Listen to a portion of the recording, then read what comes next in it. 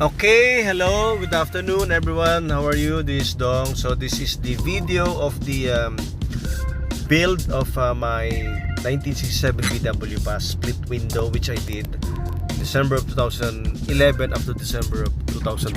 Actually 1 year I was the one who actually painted this one from bare metal up to the clear coating. So I was the one who actually prepped everything and basically did the application of the bondo and everything, painted the seam, straightened the body, straightened up some panels. And of course, with the help of AI, I was able to replicate the video that I did, which came from the pictures that I posted on samba.com. From day one up to the last day, I only selected those important pictures that I used for this AI application. So this is now a video format, although originally these are basically pictures only. So technically these are the things that I did. So I was the one who is doing that painting and fixing everything, like this one, doing the panel, straightening up the portion and also doing the painting. This one is the primer that I applied. Basically, before I applied the color, actually the color that I used here is the sealing wax red and chestnut brown. Originally, yung two-tone color scheme for split window buses of the 60s and of the 50s. Originally, if this is a 1967 bus, I should have used a cream top portion and a sealing wax red bottom portion, waist level actually. Although I prepared the vintage look, so I opted to use the chestnut brown on the upper portion and the sealing wax red on the lower portion. So it is a 1 year actually restoration that I did, and also painted the undercarriage so that it will look neat. There will be no rust that may affect the metal in the picture. So the color that I applied is the sealing wax red actually. And mind you, this is very difficult for me to do because during the weekends, that was the time for me to paint this bus. Basically Saturday and Sunday for 1 year I did that. So I did not have any activities back then. Although we would go out once in a while, but basically I was giving priority to this project.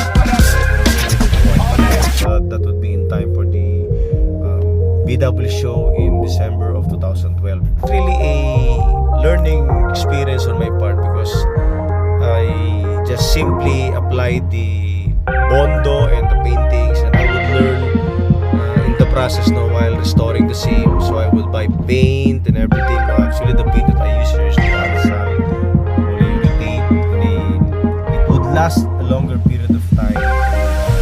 Restoration would be on a top-notch level, I may say. So again, this one is a thing that once in a lifetime that I can only do. Because given the time today, I will not be able to organize it because of the schedule and everything. Again, this one is the muffler that I asked someone to make for it. It's like the muffler. The sound is very funky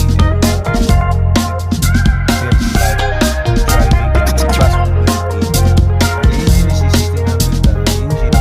And of course, my team is it's more of a restoration, but with a little touch of customization and also the California look. So this is the pair of Baby Delorto carburetors that I use in the engine. That is enough power that I can get from this pair of carburetors, and it's also economical. Frame of the seats in front that I actually got from Mang Romy in Pampanga, and just basically everything from the scratch. I source out parts from online, from friends, especially Pampanga, from Mr. Romy, just for me to finish the project. It took me actually 1 year to do this project, and I basically was the one who actually did this with, of course, some help of some mechanics and some friends, no, along the way.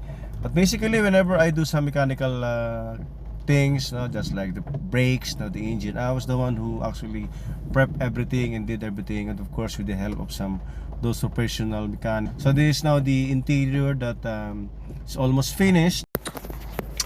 And of course, as you can see, the pattern is basically from the 50s VW bus, no, the Morpace beige and brown, no, combination that is actually pleasing, and I really appreciate those vintage style VW buses back then, no. And with this touch, the interior is sealing wax red, that it really gives that nostalgic feel, no, whenever you drive it, especially the steering wheel, no, it's quite big, and of course the color is cream.